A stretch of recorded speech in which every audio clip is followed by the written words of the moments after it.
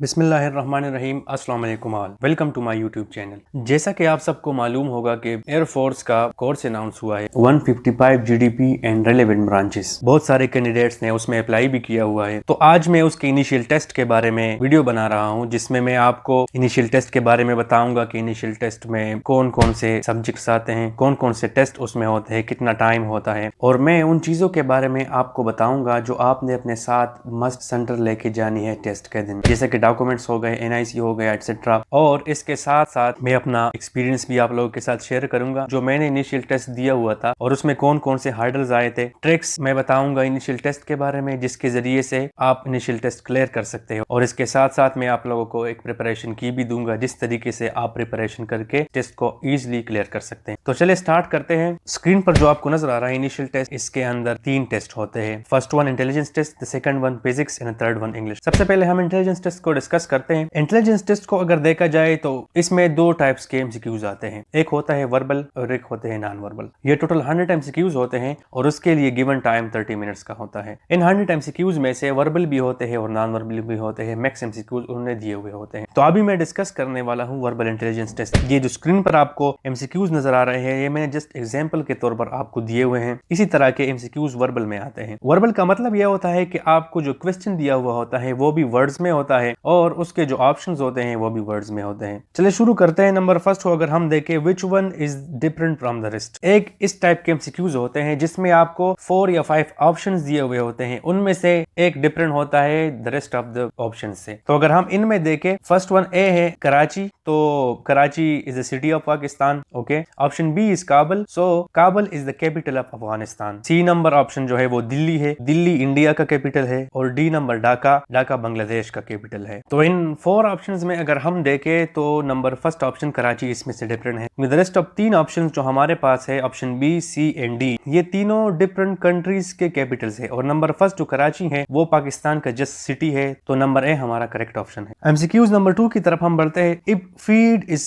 Coded as 4332 then deaf is coded as. इसी type के MCQs भी होते हैं जहां पर उन्होंने एक लेटर को एक नंबर के साथ ज्वाइन किया होता है, मतलब उस लेटर की जगह पर उन्होंने एक नंबर दिया हुआ होता है। उसी की तरह दूसरा लेटर जो होता है उसी में से आपने वही नंबर्स चूज करके एक ऑप्शन चूज करना होता है। तो अगर हम इसमें देखें, फीड में एफ उन्होंने कोड किया हुआ है 4 के साथ, ई 3 के साथ और डी 2 के साथ। तो हम इसी को देखते हुए ऑप्शन ढूंढेंगे डीप के लिए। तो वहां पर उन्होंने फीड में से डी को 2 के साथ कंपेयर किया हुआ है, तो यहाँ पर हम डीप में भी डी 2 के साथ कोड करेंगे। तो यहाँ पर ऑप्शन हम देखेंगे जहां में स्टार्ट में 2 आता हो, तो ऑप्शन ए हमारे साथ है 2। उसके बाद हम सेकंड लेटर को देखेंगे ई, तो फीड में से उन्होंने ई को 3 के साथ कोड किया हुआ है, तो इसमें भी हम ई को 3 के साथ कोड करके ऑप्शन ए में आता है 2 3 3 4, तो ऑप्शन ए हमारे पास करेक्ट ऑप्शन है। इसके बाद हम एमसीक्यूज थर्ड की तरफ बढ़ते हैं। If fit is to tiff then tar is to dash. तो इसमें अगर हम देखें तो फिट को उन्होंने उल्टा किया हुआ है, फिट को उल्टा करके टी स्टार्ट में आया है, ई मिडिल पे,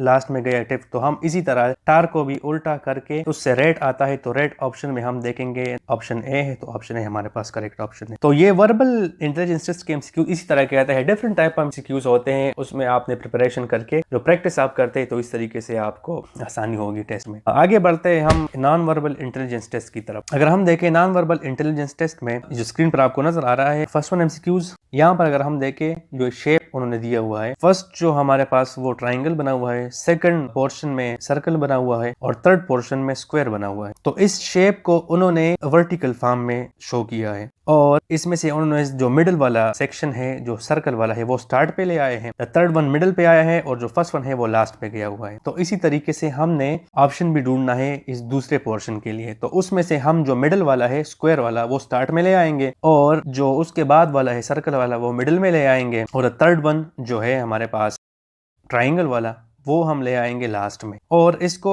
हम वर्टिकल फॉर्म में करेंगे। तो वर्टिकल फॉर्म में हमारे पास option B, C and D आता है, उसमें से हम चूज करेंगे। तो इसमें जो आता है वो ऑप्शन सी करेक्ट ऑप्शन है, क्योंकि ऑप्शन बी और ऑप्शन सी तो सेम है, लेकिन ऑप्शन बी में जो ट्राइंगल का शेप उन्होंने डिफरेंट स्टाइल में दिया हुआ है। अगर हम क्वेश्चन में देखें तो ट्राइंगल का शेप जिस फॉर्म में है उसी फॉर्म में हम इसको चूज करेंगे, तो option C is the correct option. इसी तरीके से आपने छोटे छोटे चीजों का ख्याल रखना है। द नेक्स्ट वन जो आता है, इसमें अगर हम देखें स्क्वायर का एक पोर्शन उन्होंने शेड किया हुआ है और उसी शेड सेक्शन को उसको निकाल के व्हाइट पर शो किया है। तो इस तरीके से अगर हम देखें सर्कल का एक सेक्शन भी उन्होंने शेड किया हुआ है, तो उसी सेक्शन को उठा के फिर व्हाइट में जहाँ पे शो किया हुआ है वही करेक्ट ऑप्शन होगा। हमारे पास ऑप्शन बी है। ये था नॉन वर्बल इंटेलिजेंस टेस्ट। उसमें शेप्स होते हैं, आपने अभी देख लिया। ये प्रैक्टिस मैक्स मैन पर प्रैक्टिस के जरिए से आप लोग सीखेंगे। जितना प्रैक्टिस करेंगे इस पे, तो टेस्ट के दौरान आप जैसे ही शेप को देखेंगे आपके माइंड में आंसर उसका होगा। सबसे आसान जो है नॉन वर्बल इंटेलिजेंस टेस्ट है। इसमें आगे बढ़ते हैं फिजिक्स की तरफ। तो फिजिक्स में जो क्वेश्चंस होते हैं वो टोटल 100 होते हैं और इसके लिए जो टाइम होता है वो भी 30 मिनट्स का होता है और इसमें से सारे बेसिक्स आते हैं। मैं आपको अगर बता दूं कि इसके लिए प्रिपरेशन आपने कैसी करनी है, तो first year and second year की जो फिजिक्स है उसमें से जस्ट बेसिक्स आपने देखनी है। उसमें से डेफिनेशंस हो गए। मैं आपको एक एग्जांपल लेता हूं। इस तरह के एमसीक्यूज आते हैं कि the device which stores the current is called. Option में होता है डायोड, कैपेसिटर, करंट एक्सेट्रा। तो इसमें से आपने कैपेसिटर को चूज करना है। तो इसी तरह के बेसिक्स एमसीक्यूज जिस फिजिक्स में आते हैं, तो अगर हम बेसिक्स देखें, इसके लिए मैं आपको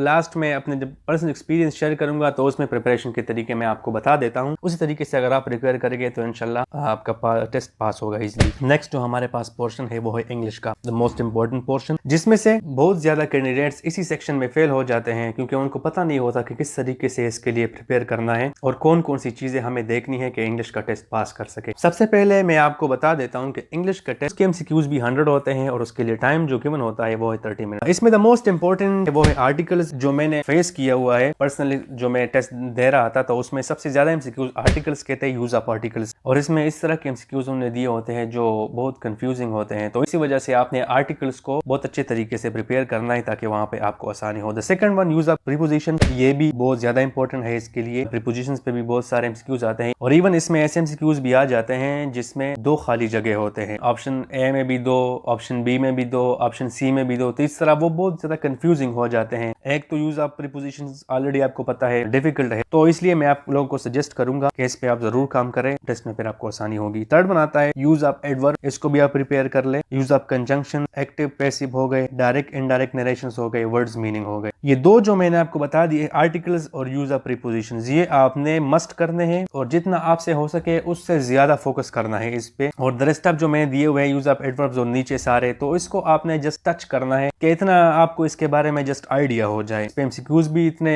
मुश्किल नहीं आते और ज्यादा आते भी नहीं है, तो बंदा इजिली सॉल्व कर लेता है। जो फर्स्ट 2 है use of articles and use of preposition, ये बहुत ज्यादा इंपॉर्टेंट है। ये उन चीजों की लिस्ट है जो आपने टेस्ट के दिन मस्ट अपने साथ सेंटर लेके जानी है। अब देखिए नंबर फर्स्ट है CNIC स्मार्ट कार्ड। आपका जो NIC है, लेकिन आपको याद रहे कि स्मार्ट कार्ड ही होना चाहिए। जो स्मार्ट कार्ड होता है जिसमें चिप लगा हुआ होता है, वो मस्ट आपने लेके जानी है। अगर किसी ने अप्लाई किया हुआ है स्मार्ट कार्ड के लिए, वो स्मार्ट कार्ड उसका नहीं बना हुआ, तो वो टोकन साथ लेके जाए। उसके साथ attested photocopies of father and mother CNIC। The third one matric DMC and certificate. Fourth one FSC DMC and certificate. अगर किसी का FSC का सर्टिफिकेट अभी नहीं आया तो ये ऑप्शनल है, आपने FSC की DMC साथ लेके जानी है। और वो कैंडिडेट्स जो अभी सेकंड ईयर में है जिनका FSC क्लियर नहीं है अभी, तो वो फर्स्ट ईयर की DMC और उसके साथ होप सर्टिफिकेट लेके जाएं। फिफ्थ वन डोमिसाइल, जो ओरिजिनल डोमिसाइल है आपका वो ले जाना है। सिक्स वन टू फोटोग्राफ, जो फ्रेश अभी अभी आपने बनाई हो वो अटेस्ट करके आपने लेके जानी है। और सेवन वन आपने एक व्हाइट बोर्ड का मार्कर लेके जाना है, रेड हो, ब्लू हो, ब्लैक हो, जो भी हो, लेकिन जो परमानेंट नहीं हो, जिसकी राइटिंग रिमूव हो सकती है, क्योंकि वहां पर आपको रफ वर्क के लिए व्हाइट बोर्ड दिया जाता है, पीस ऑफ ग्लास दिया जाता है जिस पर आप रफ वर्क करते हैं। ये मैं अपने एक्सपीरियंस से बता रहा हूँ, आप अपने साथ लेके जाएं, वहां पर इंशाल्लाह इसका बहुत फायदा होगा आपको। अब आप लोगों के साथ मैं अपना पर्सनल एक्सपीरियंस शेयर करूंगा इस टेस्ट के बारे में। तो मैं जब इनिशियल टेस्ट दे रहा था 108 एयर डिफेंस में मैंने दिया हुआ था, अल्हम्दुलिल्लाह मैंने क्लियर किया था। तो इनिशियल के बारे में मैंने प्रिपरेशन जो की थी वो मैंने यूज की थी सुपर एक्सीलेंस एकेडमिक गाइड। दूसरा मैं आपको बताऊंगा टेस्ट के दौरान आपने प्रेशर बिल्कुल नहीं लेना। फॉर एग्जाम्पल आप एमसीक्यूज करते हैं, आपने एक दफा एमसीक्यूज को रीड कर लिया और आपको पता चल गया कि ये एमसीक्यू मुझे नहीं आता, दोबारा रीड कर ले, फिर भी आपको नहीं आता। तो बहुत सारे कैंडिडेट्स ये गलती कर लेते हैं कि उस एमसीक्यूज को स्किप करके आगे जाते हैं। तो ये मेरे ख्याल में